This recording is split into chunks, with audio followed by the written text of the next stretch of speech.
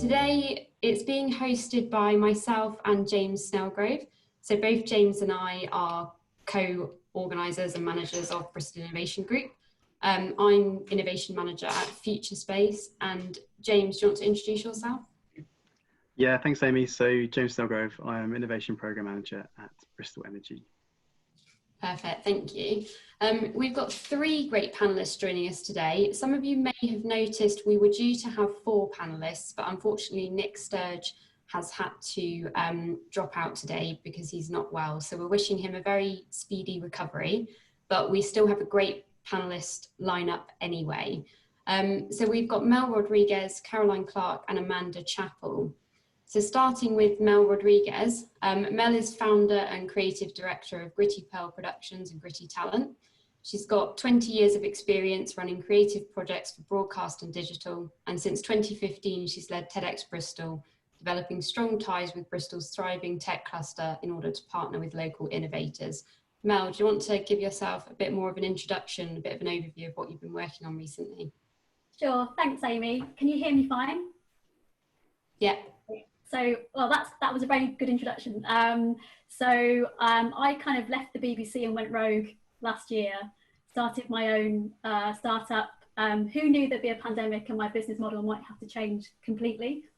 But my startup is about producing really high quality media and crucially creating experiences for underrepresented people across the mainstream media landscape, which in the last month, I'm sure you will have noticed, has become an even bigger, more pressing issue. So the tech part of my business, Gritty Talent, is dedicated to, I guess, creating a really positive disruption of the media industry so that we can get many more different and diverse voices and stories into the mainstream. So I'm not afraid to break the media a bit, but it's in a good way. It's cracking eggs rather, to make a really, really good diverse omelette. And I guess, so that's something that I'll come explore a bit more later. And then my side hustle or passion project for the last 5 years has been TEDx Bristol. We're just about to, so this is like on the QT, only you guys know, don't tell anyone, but we're just about to launch our offering. We weren't going to do something this year. We think because of the pandemic and everything that's gone on, we want to tell the stories of this moment. So this is kind of on the hush hush, but TEDx Bristol will be back later in the year to tell the stories of innovation and change and hope, and everything in between that have happened in the last kind of few months. So watch this space, but it's we've not gone to press yet because we've got a lot of organising to do. And then the third thing, so lots of things going on, but the third thing is my company, Gritty Pearl Productions, used to do live events, which was great until the pandemic happened. Now we're looking at virtual events, what that means to be running a really great event in the online space. And Bristol Council, I'm working with Bristol Council to do something that represents Bristol's nighttime economy. So hopefully later on I'll get to talk with you about that as well. So far from having a break during the pandemic, I feel like I've gone into turbo mode, but I don't mind because it's been a difficult time, but I think this is a moment of incredible potential and change if we can get it right. So I'm going to give it some welly. That sounds really, really great. And I can already see loads of positive messages coming into the chat. So have a look at that, Mel, as well. Next up, our second panelist is Caroline Clark. So Caroline is COO of Ket's Quantum Security and co-founder of Zebra by Design. Caroline is a mechanical engineer with experience in innovation through collaboration and more recently in deep tech commercialization. So Caroline, do you want to introduce yourself and say a bit more about what you've been up to? Yeah, hello everyone. As Amy said, I'm a mechanical engineer by background. I started my career in ultrasonics and as a consultant in the nuclear industry. I've done many wonderful and weird things since then, including my favourite ever job, which was working at a company that doesn't exist anymore called Science City Bristol, where I was an innovation dating agency of my own, linking up entrepreneurs and academics, which was so much fun. And spent the last five or more years working in quantum, managing sort of funding, people, programs, starting off at the university, and then we spun Kets out of that a couple of years ago, and we're now 10 people. And sorry for looking a bit corporate, but we're in the middle of pitching, and I have to keep standing up and looking professional to investors in the last few weeks. So hence why I kind of try and look vaguely smart from the top up, and I've got shorts and trainers on at the bottom. I have a real interest in young people and how we can encourage them to be more creative, more courageous, more willing to be vulnerable, and to solve really big problems. And I think we can do that by bringing organisations and businesses together with young people to explore real world problems. And that's what Zebra by Design is all about. And that's why I spent a week of annual leave taking a bunch of kids through a design process and hoping that I would find that magical sparkle that I believe is in them. And I think you can get out that isn't necessarily brought out through our sort of focus on education and passing exams. So that's my other interest. And I'd like to say my foray into that is kind of fairly short so far, and therefore my knowledge and understanding of it is being brief, but I hope I can contribute something useful today on that basis. Yeah, definitely, Caroline. And it's a great project, and you're hosting a breakout for us after the panel as well, aren't you? So people who are interested in finding out a bit more about that as well can come into your breakout session. Absolutely. And I think it's a really relevant topic right now, as well, as we look at how the economy is changing and thinking about how do we reskill our workforce, how do we get the next generation of talent ready, and imagine what some of those new jobs might be, and get them into these careers. Yeah, definitely. So last but not least, we've got Amanda Chappell. So Amanda was raised in the inner city of Bristol and works as commissioning manager for Bristol City Council. Amanda's also a co-chair of the council's Black and Asian Staff Network. And you've been there for 7 years, but the majority of your career has been in health, starting as a registered nurse in the late 1990s.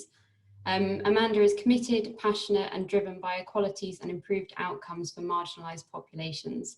So Amanda, do you want to just introduce yourself and tell us a bit more about what you've been up to? Yeah, thanks, Amy. Hi, everyone. I'm Amanda, and I work as a commissioning manager at the local authority. So as Amy mentioned, my background is in health mainly, sort of working in an operational role as a registered nurse, and then on to kind of like the corporate world. And, I can always kind of vividly remember that sort of step, not necessarily a step up, but from moving from that sort of, working on a ward to moving into the corporate world.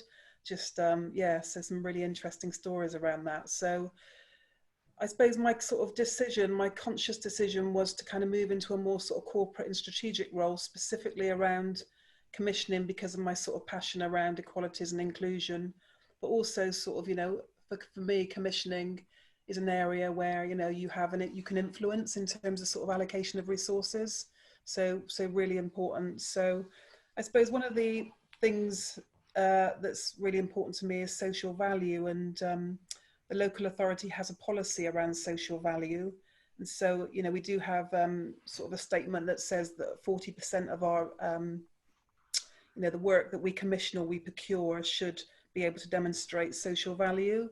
But one of the things I've noticed is that it's often quite difficult to demonstrate how much that's happening within the local authority. So I was delighted just sort of recently, over the last couple of months, to be asked to lead on a program or a project called Make It Local, which links to the Keep It Local, which is kind of a locality-based program led by Paul Hassan, which kind of says what it does what it says on the tin, really. Local work for local people, local opportunities for local people, and more. So I suppose in terms of kind of the project that I'm leading on, it's called Make It Local. So we're working with 9 voluntary organisations, and the aim really is to look at supporting those organisations to develop capacity to develop their adult social care offer within the VCSE sector. So kind of move away from sort of the traditional way of commissioning adult social care services, which are very much around task and time rather than outcomes, very much around deficits as opposed to strength-based and assets. And so it's at the very beginning, it's very high level, but a really good opportunity to work with those local VCSE organisations and local communities to develop sort of more community-centred models for adult social care. That sounds really great, Amanda. And thank you for joining us today. I think you're going to add some real value to this conversation. Thank you. I think we should probably start to get into the actual panel sort of questions. For everybody who's listening, please do type your questions and comments into the chat function, and we'll kind of keep an eye on those and put questions forward to the panel. But first, I just wanted to give a bit of context over why we chose this subject today. So building the foundations for inclusive and sustainable innovation and growth. And this has really come from a sort of weeks of us as a group discussing things like the rebuilding phase that everybody keeps talking about. What does it mean for our future?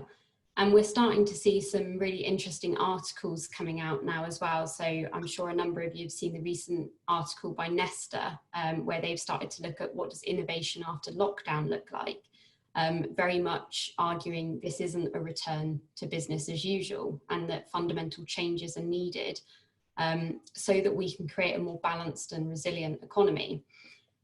If we start to look at things like the UK's R&D roadmap, they're echoing very similar things. They're speaking about a resilient, greener, healthier economy, ensuring that we are more sustainable and inclusive. And all of these words just keep coming up time and time again: resilience, inclusivity, sustainability. And so we really wanted to talk about, what does that mean? What does the next phase of recovery look like for us? What's the role of innovation? And how can we start to build some of those foundations for inclusivity and sustainability? And that's the context. So I wanted to start today actually by asking each of our panel members, what does inclusivity mean to you? So who wants to start us off? I don't mind going for it. Yeah, that'd be great, Yeah. Mel. It's a very timely day to be discussing this on the morning that a statue appeared in the centre of Bristol that maybe hadn't been consulted on in terms of a wider inclusion agenda. So just put that out there. But I think coming back to your question and how it ties in innovation, for me, it's both an awareness and a process. So it's the kind of the mental bit, getting your head around what it means, and then it's how you do stuff, who you speak to. And it's something that at TEDx Bristol we went through a lot, because we realised that we were saying that we were representing the whole of Bristol in our talks, but we actually had to ask ourselves the questions, well, are we? And it can be quite painful when you ask yourself that question, you realise actually we've been only representing a narrower band, however good that band of people was and however well-meaning our previous intentions were. So the process can sometimes be a little bit painful as well, but for me, when I think about what it means, I came up with at TEDx Bristol this idea of who's in the room, and I look at the room and then I say, okay, who wants to be in the room, who's not here? And then I say, who doesn't know about the room? And then I say, who knows about the room but doesn't think they belong in it? And then if we want to get really metaphysical, and who actually is this room for? But asking those questions helped us work out, helped us be inclusive and realise that maybe we can't do it 100% all the time, but by asking those questions, you start to see what inclusivity is by asking who is or isn't present. So, so in a nutshell, it's awareness, it's a process, it's practical, and it's psychological, and I think that it's something that innovation and particularly technology can do loads in this space, because actually that process, I think there's a great opportunity for technology to help us with working out what it is and how we can make it better. Yeah, and Mel, it's really interesting that you say that, because it's sort of talking about inclusion is about actually being conscious. It's not just kind of letting your subconscious take over. It's actually being conscious and mindful and asking yourself questions constantly. You know, who is in the room? Who am I sat amongst? Is it an environment where others would want to be present? Yeah, and we had a really difficult conversation about that, because we realised that there were lots of people who maybe didn't think that TEDx Bristol was for them. So they were outside the room and they didn't know they could be in it. So yeah, so it's a process. Yeah, it's really interesting. So Amanda, have you got anything to add to that? Yeah, it's really timely actually. It's quite interesting because we have a meeting today in the council, and it's specifically for about 100 senior leaders around inclusivity and sort of like, you know, transforming the organisation to be much more inclusive. And for me, I suppose it is very much around awareness and consciousness, and it's also about positive action. I mean, we have sort of noted 100 of those leaders are not very diverse. So I think it is very much about being conscious, aware, but then understanding, not to go back on old ground, but to understand why that is and what we need to do positively. I'd say positive action to kind of address that. So yeah, I mean, in an organizational sort of context, it is around sort of processes and its systems, the culture, that kind of thing that disenables us from being inclusive. But I suppose it's kind of moving us to a place whereby we start to acknowledge the assets and the benefits of having diversity in whatever form that diversity comes in, because I know there's quite a lot of research, isn't there, around innovation, and you know, you're more likely to innovate if you've got different types of people that come from different types of backgrounds. So yeah, so very much kind of sort of resonating really in terms of what you've said around consciousness, awareness, but also kind of looking at the benefits and positive action to move forward. Yeah, and it's great, great that conversation is being had. And you say, you know, the leadership team, they recognise there isn't a huge amount of diversity within that part of the organisation. Are there steps being taken, do you think, actively to get more diversity at that level within the council? Yeah, I mean, I can say now because I know it went to cabinet yesterday, so it's all out in the public now. But yeah, there was some work carried out to look at sort of inclusion and the culture of the council, and there is an action plan and some work being carried out. I think it's, you know, quite a priority for the organisation to address it. So yes. Yeah, that's really good to hear. And Caroline, what about yourself? Yeah, I was thinking about it on two levels really. I mean, and for me, I think inclusion means being proactive and taking action, not to exclude people. So I kind of would think of it in a flipped around way. And for organisations or funders or businesses, it means involving a broad range of people in the things that you do, investing in things that have a broad impact, and finding ways to enable people to kind of take part in stuff. So, you know, actively enable them. And on a personal level, I think it means giving of yourself and taking positive action where you can. This could be connecting people. It means not judging or preempting an outcome of something ahead of time. And it means something that I think is a very, very small thing that you can do that has a very, very big negative impact if you don't do it, is questioning your decisions or your actions or those of your organization so that you're not actively excluding people. It's so easy to not do that, and then the negative impact of that is quite large. And these things happen all the time. And you know, sometimes I think you have to be the person that everyone kind of maybe rolls their eyes at to flag it and go, this was an easy loss, people, you've missed one here. And I've had a couple this week that have happened where, you know, it would have massively excluded a bunch of people to say a certain thing, and so easy not to say it. And do you think we're creating the support systems that are needed within our organisations for people to feel they can speak up and they can say things? I think it's going to take a bit of time and a big culture shift. You know, I work in a tech company of 10 people where I'm the only female director of 8, and only one of 2 females in the company. So I can certainly speak from a gender perspective in that it's going to take us time to get our culture comfortable with being proactive about inclusivity. Yes, I think it's going to take a bit of time. Yes, there are some structures now in place that can help, but I think a lot of it is unconscious, and so we have to tackle all of that first. Yeah, absolutely. And Amanda, kind of picking up on that point, you know, you've talked about all the leaders coming together to have this discussion, but do you think in the council that there are places for people to go if they want to have these conversations? You run your a Black and Asian staff network at the council? Is that one of the routes that people would take? Yeah, there are many routes, but that is one of many. And so we've just basically relaunched. I've just sort of started getting involved over the last couple of weeks for the Black and Asian staff network within the council. Yesterday we had a listening event and we had over 40 people attend. Just really sort of heartfelt, really. You know, some positive feedback, but we've got a long way to go. I'm sort of trying to filter, but we've got a long way to go. But some really good ideas and suggestions in terms of kind of like some solutions in terms of moving forward. So yeah, so I'm hopeful. I'm very hopeful.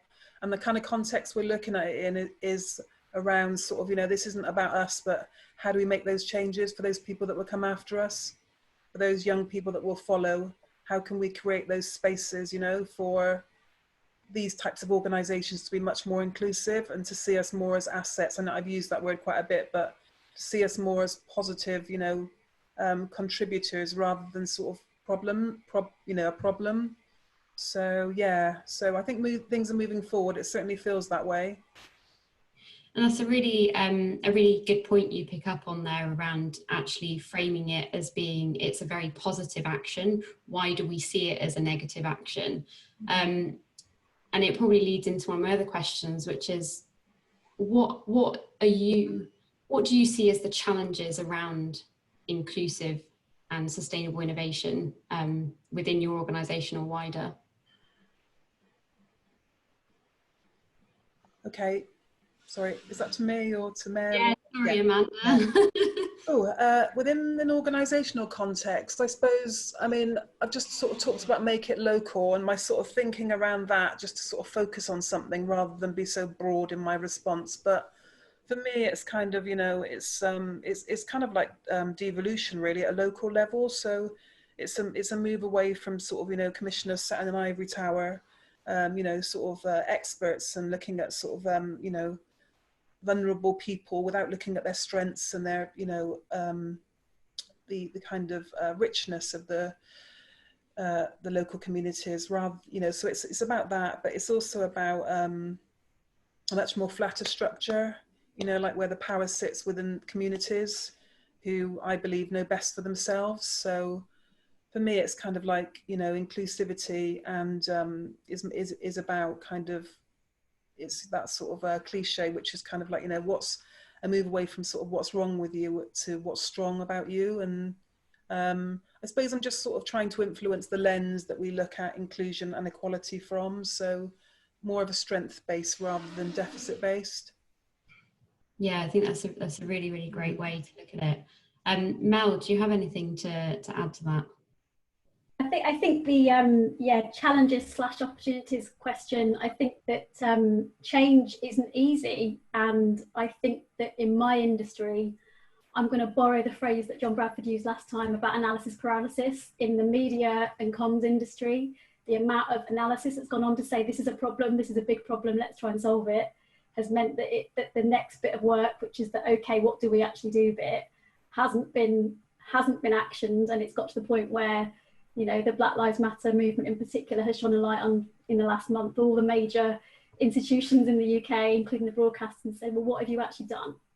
And they found it really hard to point to much apart from policies and, you know, mandates that have been written. So of course, I mean, there's so much work that has gone on, but I think the challenge is translating the intent. And I feel like we live in a society where there is so much intent and there's so much goodwill to make this happen, and how you take that and you turn it into these kind of bite-sized tangible bits of action, and you put aside the fact that you haven't got a perfect solution and you just start to try to do small bits of the jigsaw puzzle, because I think that the big structural inequalities that exist are not going to be solved by one big policy. They're going to happen because we look at different parts of the jigsaw and we work on that piece over there, and that piece connects to the next bit and it makes the next bit easier. So I think the challenge is knowing where to start, and then when you started, if it's going down the wrong avenue, knowing to stop and try something differently, which actually is the innovation process. So I hold out great hope that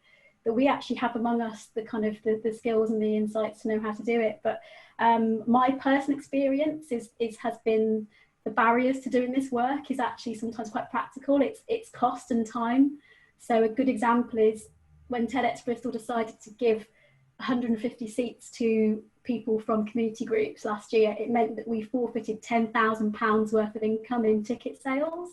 We had to fill that gap with sponsorship because we couldn't magic those seats out of nowhere. So when you make a decision to act on inclusivity, there's all of the kind of the other things that it affects, like your balance sheet is one. And my argument has been, well, we want to do this work, but we can't do this work to the point where we go out of business because we can't afford to do it.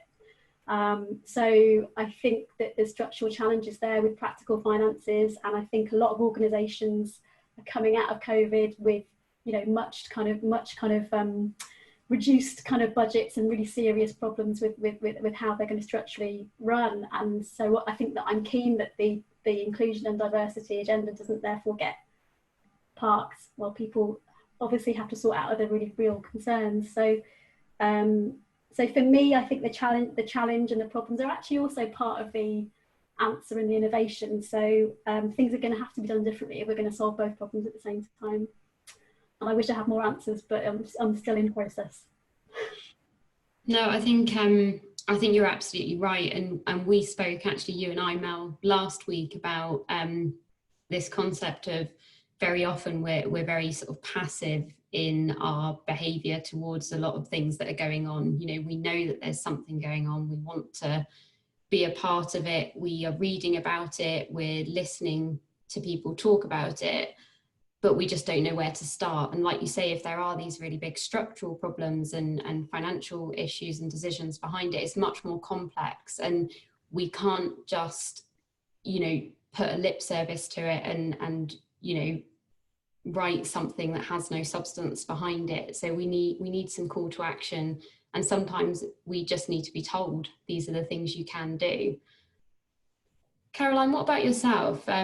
What barriers have you seen to inclusivity?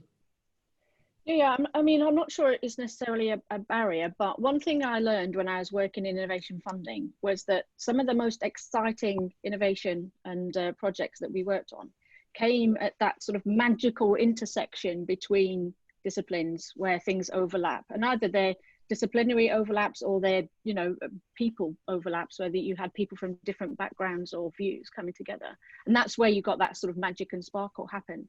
And to a certain extent that gets left to serendipity, but if you just leave it to serendipity, it doesn't happen so much. So you've got to find ways to engineer that, and that could be funding or it could be programs, but we have to find a way to bring those people together. I think Jane's idea of having stuff for young people that brings multiple different schools together to do something together, perhaps it's certainly at, you know, at a youth level, enables that serendipity to happen more so than if you just had one school where you've got similar kinds of people.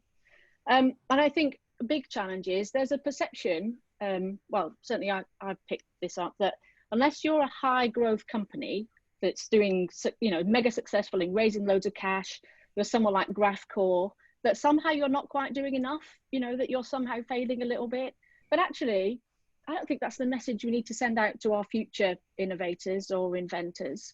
And actually, there's quite a lot of impact that can be made from smaller organizations with less growth that are sustainable, inclusive, and innovative.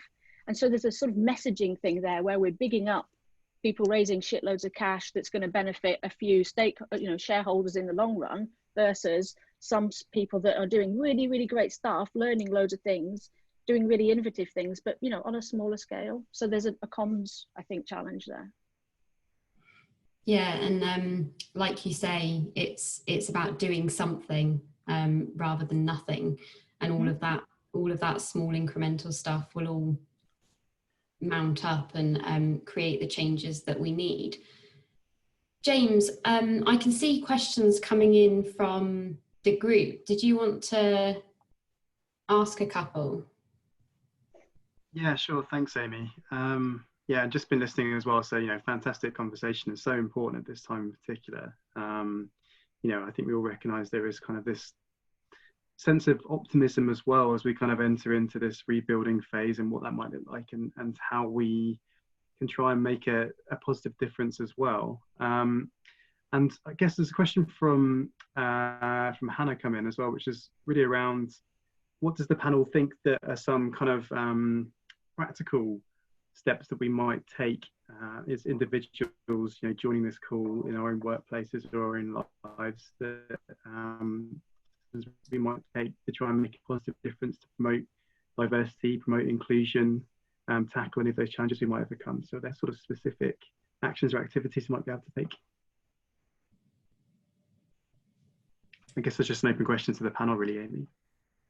I think you can probably do. I try and do it, but I don't often have time. But on social media, I try and maybe follow people or just retweet people who are doing interesting stuff in that area, and I try and read, what they're up to, and just maybe get into the discipline of maybe looking at one thing or two things a day or a week that are connected to diversity and inclusion, because I think, as the panel's been discussing, the best work is going to come from this collaborative approach of looking at what's worked, what hasn't worked from other places, and seeing what might fit for you. So I think maybe compiling, either kind of retweeting, or maybe just, I've got a million notes in my phone, but one of my notes is D&I, and I just plonk stuff in there when I see it that's interesting, and I come back to it and then go, okay, is this for me? Is this something that I can action now?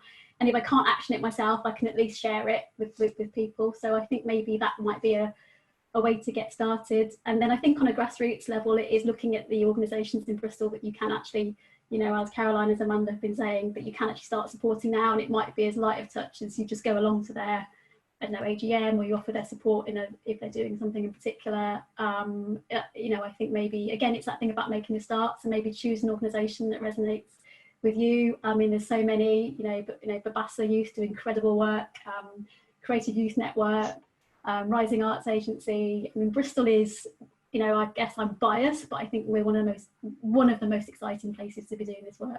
So maybe find an organisation and see whether your company or your business can support them in any way. I agree. I think support and promote is, one of the best things you can do. So on any given day, if there's one thing you can do on that front, I think you should just do it. Agree. What about you, Amanda? Anything to add to that? Yeah, I mean, there's a number of different levels in terms of things that we can do to sort of make some of those changes. But I mean, I think they are, like Mel said, a number of different things that we can think about. And one of those is around, I mentioned earlier about sort of thinking about the generations that will follow us. So for us as a sort of staff group. And so I love Jane's idea around the avatar sort of model, and some already starting to think, okay, so what can we give as a network, rather than just focus on what we don't have and what we haven't had? What can we give, and how can we connect with, potentially Jane's model and other initiatives that are happening? So we've already started to think about sort of mentoring, ensuring that we put ourselves forward for the school volunteer, school governor type boards. I'm already starting to think about how can we outreach and offer and enable and facilitate and give. So I love the kind of, I think somebody mentioned earlier, I think it was you, Caroline, around giving. I think it's about giving, isn't it? That doesn't necessarily have to be financial, but just giving your time and your thoughts and your ideas and making things happen. It's really, really inspiring stuff talking to all three of you actually today. And I'm conscious we probably need to round up the conversation now, actually, having a look at the time. And I know we've got the breakout rooms to come. So I guess just to end, one question I've been thinking about is, we keep talking about all these different phases of recovery that we're going through at the moment, kind of post-lockdown.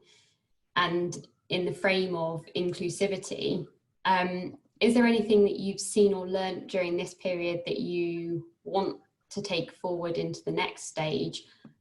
Or are there things you want to reimagine for our future? And again, just open to any of you to answer that one. I can do a really, really quick one. Maybe. We've always said that it's hard to make things happen and change big organisations. We know now that's a complete load of toss, because they can go remote and get all of their people working remotely like that. So we should hang on to that and know that if we want to make change happen on a really quick timescale, we can do it and we should do it. I think mine's following on very much from Caroline's point, and it's about our interconnectedness. So it is that idea that we are all part of this puzzle, and what happened with COVID is we realised we all have to stay at home for this plan to work. We all have to not hug and kiss each other to not get the virus. And, you know, it was tough, but actually everyone did their thing. And I think that that idea that we are all connected in this, maybe not some people's outcomes are disproportionately worse, but because we've all got a part to play, I feel like this kind of loops in with what we've just been saying, really, is find the thing that you can do, because it does matter. Everything that any individual does matter. And then the other thing, it's slightly on tangent, but one of my Gritty Talent kind of cohort that I'm mentoring, she's a poet, and I told her about what I've been up to, and she said, Mel, you must rest before you rise. I wasn't expecting that, and it was very poetic. And I was like, what? No, I'm busy, I've got to save the world. And we talked about it, and she said, you can only do your best work if you've had a good night's kip and you've just got yourself together. So I think that this work is so incredibly exciting, and I think what COVID taught me is I have to rest a bit before I go and do the hugely exciting dream work, because I don't want to be a heap of mess on the floor. So it's not saying sleep forever, but maybe take a bit of time if you need before you do good stuff. I think we're all going to be using that phrase now, rest before you rise. I was thinking it might be the TEDx theme this year. It's a bit long. Yeah. And Amanda? Yeah, mine's is very short. I mean, we've got sort of like a whole programme across Bristol, North Somerset and South Gloss, which has been framed as reset and recover. And I think that we just need to put reimagine in the middle of that. Before we move to recover, let's do some more reimagining. And I don't think we're necessarily doing enough of that. I think it's about sort of exploring, like, you know, being really bold and brave and exploring what those possibilities are, because I think that we can achieve much more than what we think we can. Yeah, and you know what the pandemic has shown us is that, again, similar to what Caroline said, you know, we can actually do things differently. The number of businesses that we saw pivoting, reimagining, reinventing themselves during that pandemic, you know, people like the Royal Mint, who suddenly were producing visors for frontline staff, you know, that's absolutely not what they do as a day-to-day business, but they can, and they have been. So yeah, I think we've got an opportunity to stop hiding behind these traditional notions of we can't do something. Oh, fantastic to speak to all three of you today. It's been great. I'd love to just keep going, but I think we should probably end there and move into our breakout sessions. But thank you all for joining us, and we have recorded today's session, so hopefully a few more people can listen in.